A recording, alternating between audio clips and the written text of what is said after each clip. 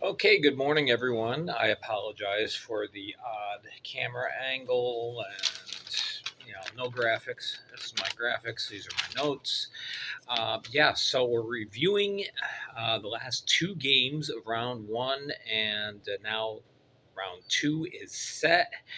Um, Two very intriguing games last night. Very, very intriguing. All right, first, uh, Motor City, they advance. Yep, they're taking on Binghamton in the second round as they get past the hat tricks 4-1, and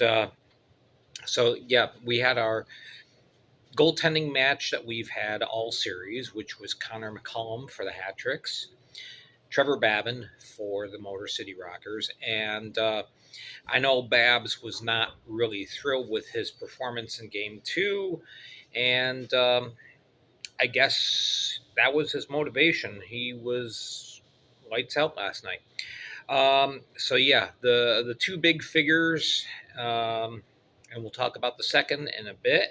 Um, First, Trevor Babin, obviously, and Jonny Ruiz.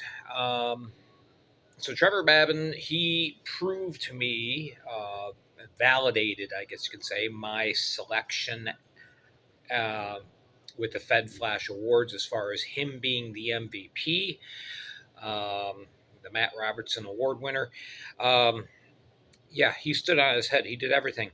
Um, First period, Motor City came out ablazing, and it is at 3:22. It's Scotty Koash on a power play goal. The power play was a result of a delay of game penalty to Connor McCollum. Uh, Kind of unusual, but anyway. So yeah, Koash scores at 8:28. It's Mike Wynn. He scores shorthanded. It's 2-0 at the end of the first. Um, in, in the second period, little bit of feistiness. We had a little bit of a tussle between Babin and Zach Pamelayan in the crease. Somehow, some way, Josh Colton ended up getting a minor plus a 10-minute misconduct for abuse of officials.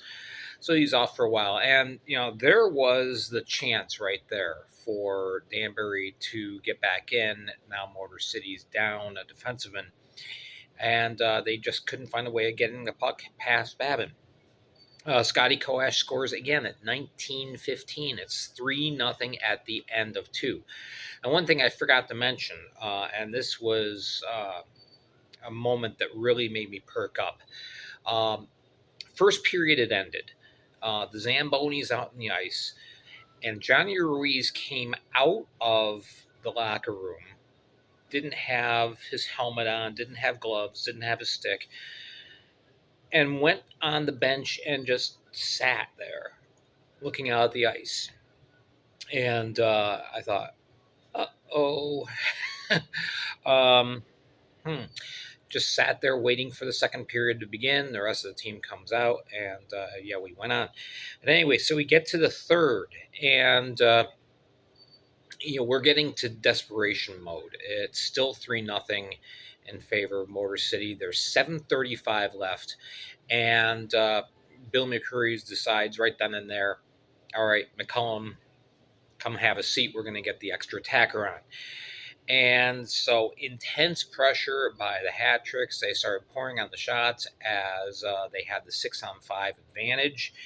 And it paid off. 13-28. It's Bill Berry scoring, and it's 3-1.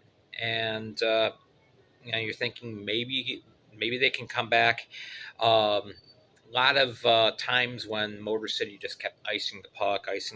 Finally, at 18:53, TJ Delaney, he skates out casually, center ice, one-on-one, ends up putting the puck into the empty net at 18:53, and there you go. So yeah, 4-1 win. At the end of the game, again, handshakes, but everyone seemed to have a very special handshake and an embrace. and kind words to Jonny Ruiz. Ruiz, one of the most respected people in the Fed, regardless of what you feel about the Danbury hat tricks. I think everybody can agree that Ruiz is not only a great hockey player, but a great representative of the FPHL, uh, and everyone respects the hell out of him. So yeah, he ends up taking kind of a half lap. The crowd at Big Boy cheers. There you go. So I hope we have not seen the end of Johnny Ruiz. I really, really don't, but we'll see. All right, so for the game, McCollum stopped 22 of 25 in 52:06 of ice time. Of course, he got pulled very early. TJ Delaney, goal, 2 assists. Scotty Koash with 2 goals, and Babin stopped 42 of 43. Danbury had gotten 26 shots off in that third period, and Babs just gave up the one. So yeah, 43-26 was the final shot total, and yeah, Motor City goes on. So there was that game, and then the other game, defensive battle. Neither goaltender was really busy through the first two periods, and nobody could score. Makar Sokolov and Cody Karpinski, both fantastic efforts. No score in the second. No score in the first. No second score in the second. Now there was a. It looked like a goal at first in the first period off of the stick of Gus Ford, but it was waved off almost immediately.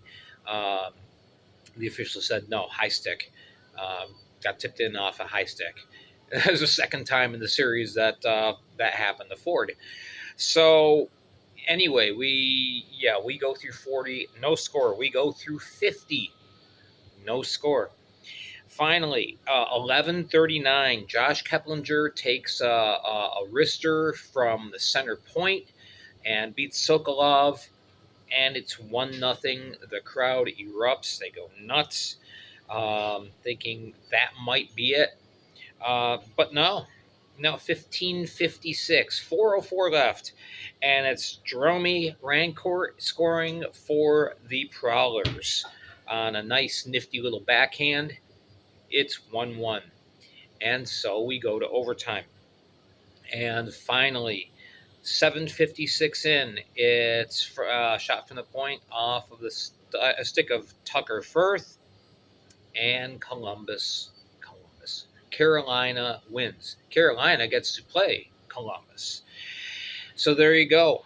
Shots in the game, 35 for Carolina, 27 for Port Huron, and a 2-1 overtime win by Carolina. They end up coming back from a 1-0 deficit to take the series.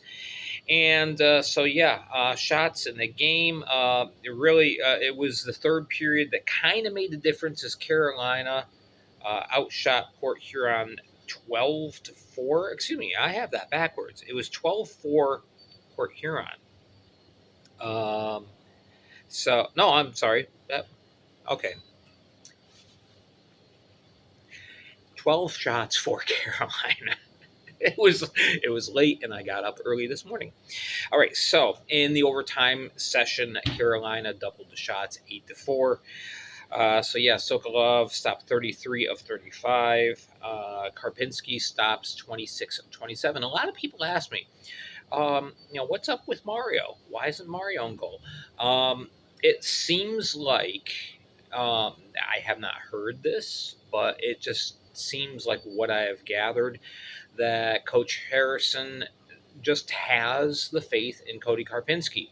And, once Karpinski joined the team, it seemed like Harrison said, this is my guy.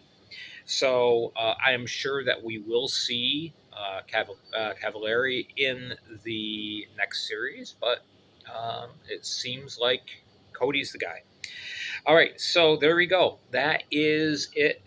Both teams advancing, Carolina and Motor City. So, again, no travel day coming up for the second round. So, we're going to have a couple of tired teams. Now, the distance between Winston-Salem and Columbus is not that far. It's what, 4 hours, I believe. 8.5 between Motor City and Binghamton. So the series started off Friday night, both games at 7:35. That's the puck drop for both games. Of course, the first game is at Carolina for the Continental Division title, and for the Empire, we start off in Motor City. Saturday, it is a 7 o'clock face-off for the Empire game two in Binghamton. So yeah, late game Friday night, and then bus in, and there you go.